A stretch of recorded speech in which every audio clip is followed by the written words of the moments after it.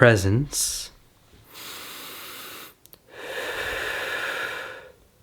Now one together.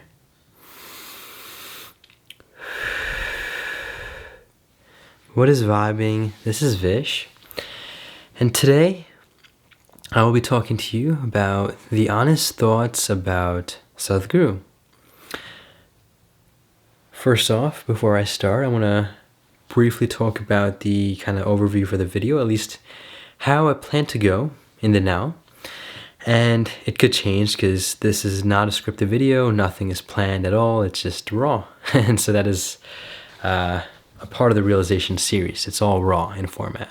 So we'll definitely appreciate the presence in the journey with you along. And we'll first start by talking about how I found Sadhguru in the first place. Let's also start talking about what Sadhguru means and what he means to me specifically.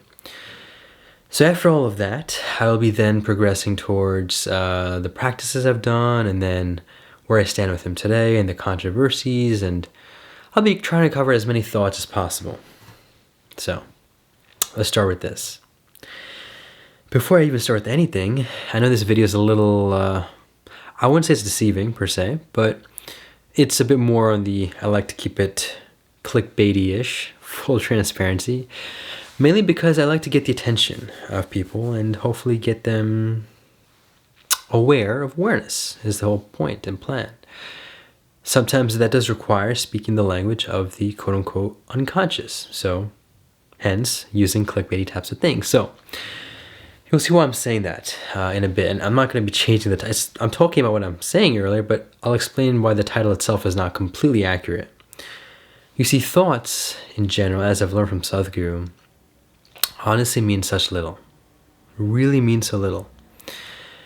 It's this whole kind of Western notion, preconditioned type of belief in a way that thoughts mean so much. Mankind, that's what sets man apart from the animal. Well, you see, as I've mentioned in other videos with the triple layer cake analogy, there's essentially, as I learned from Eckhart, there's the top layer of the cake, which in this case is surface level. That's pre-thought. These are animals that, I mean, most animals, or if probably all animals with the exception of humans, or human beings that is, that really just can't think at all. So now the middle layer is where we are today, and it's kind of this illusory effect that's put into place which makes us think that we're all this advanced being and so on, which is the fact that we have thoughts, but here's the thing, here's the catch. We're identified with the thoughts. We are the thoughts, literally, is kind of how it goes. And we've given so much importance to the thoughts, especially in the West, and the world is very Western influenced, even India, which is a very Eastern country. So that is why it's so significant to point that out. The bottom layer is where you're able to think, but you're not attached or identified with it.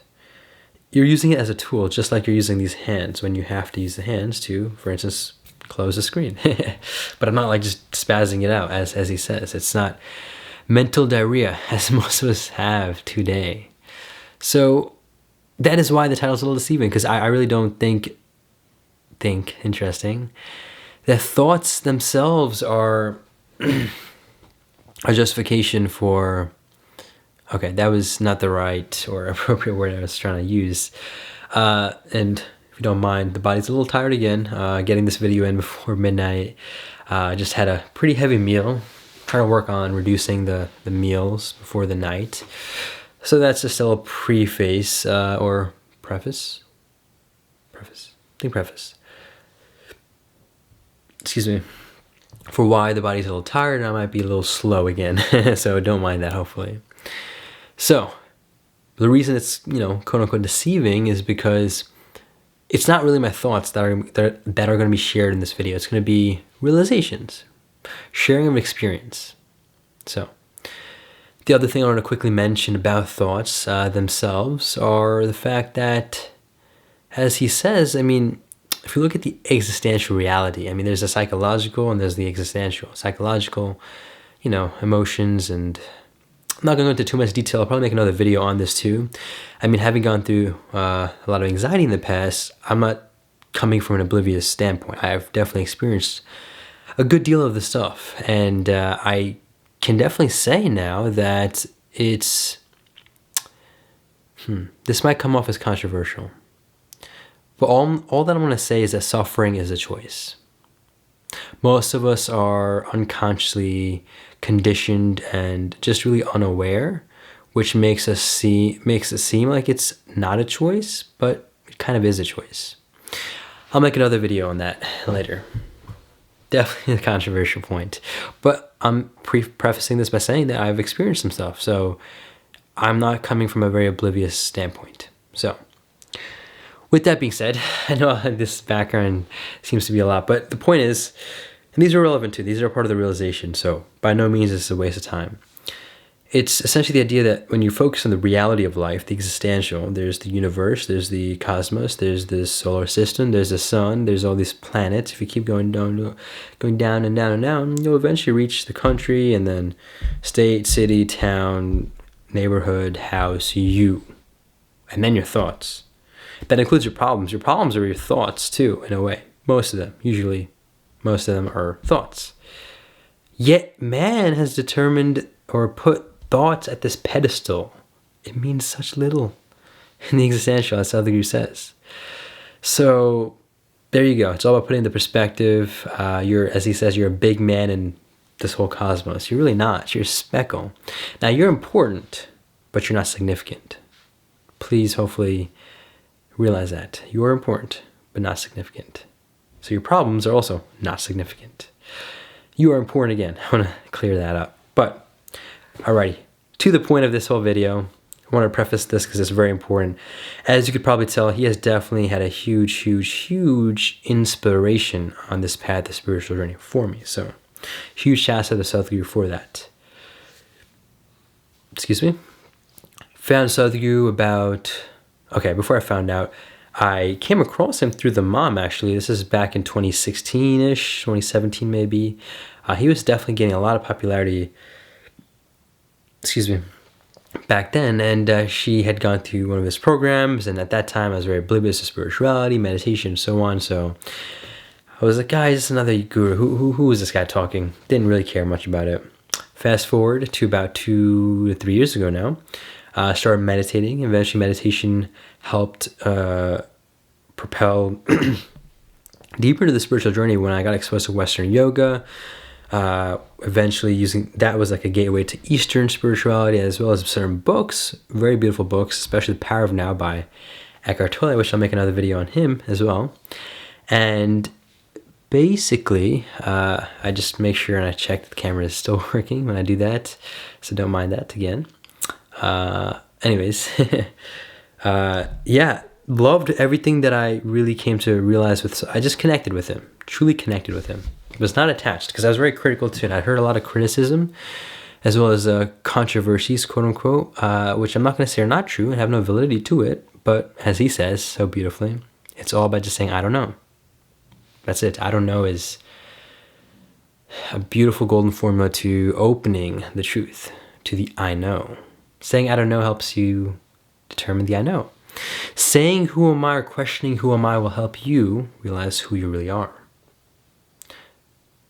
Where I was trying to really go was questioning and realizing who you're not will actually help you realize who you are. So, with that being said, I did recently get initiated in a Shambhavi Mahamudra, January 24th, 2021. By Sadhguru himself. It was an online experience. Did the 40-day mandala, which means I did that practice twice a day for 40 days straight. And now I'm currently in the 6-month phase where it's once a day for 60 days, 6 months. And still practicing. So about, I think, 4 to 5 months in, roughly. And yes, that is a very brief, and I know I kind of went over this a little quicker, but background as to the experience I've had with him. And I also got to see him at the Sadhguru Darshan in Tennessee in December. I forget the exact date, but it was sometime in December. He had this kind of little event. It was the last one of the year. And he just had this little cool talk, as well as the topics were about the month of December. I think there was a special Shivaratri. No, it wasn't Shivaratri. It was some event was happening soon, which is a beautiful one. And he even happened to walk by kind of close to where I was, about a few feet away, which was really nice. And it was really interesting because more than even seeing him, seeing the other people's reactions to him was very interesting. For an example, the ladies next to me were just bursting in tears and crying. Not out of sadness, but it seemed like out of joy and appreciation. So yeah, those are the whole general gist of stuff I've experienced in terms of physical as well as actual programs of him. I also have done Upa Yoga, which is a program that's taught by Isha, and still do that every single day, in addition to the Surya Namaskar practice I do as well on the own every day. And I'll say this.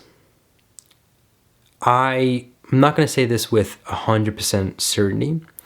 However, the level of awareness that I have right now, I will say that I know he's enlightened and he's a mystic, and he is making a lot of miracles that are quote unquote miracles. They're just him opening the eyes of a lot of people, and he's making a beautiful impact on the planet, whether it's society, social, environmental, political, even to an extent, and then spiritual, of course. He has a certain charm. He's truly, I mean, he's expanding into Hollywood, and even singers like Demi Lovato he recently met. I mean, he's doing it all.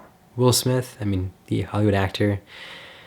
This man's making a serious imprint. Now, whether you like him or you don't, he is having a beautiful impact on the planet. And I'm so grateful for the presence that he has. And I'll have to end with this, and this goes back to the whole I don't know. I've never once disagreed with him, but I haven't always agreed with him. And that is okay. I do want to encourage that with y'all, and that's a realization I was kind of having, which was even with a guru, God, anyone, to not just turn a blind eye towards the world and then blindly follow that person or guru or whatever, God, to always be open and keep the I don't know in your pocket. Thank you so much for watching. Appreciate you taking the time. With that, make it a great day. Take it joyfully. If you have any video requests, also comment that down below. Presence. Let's do one together. Stay conscious. Ecstasy.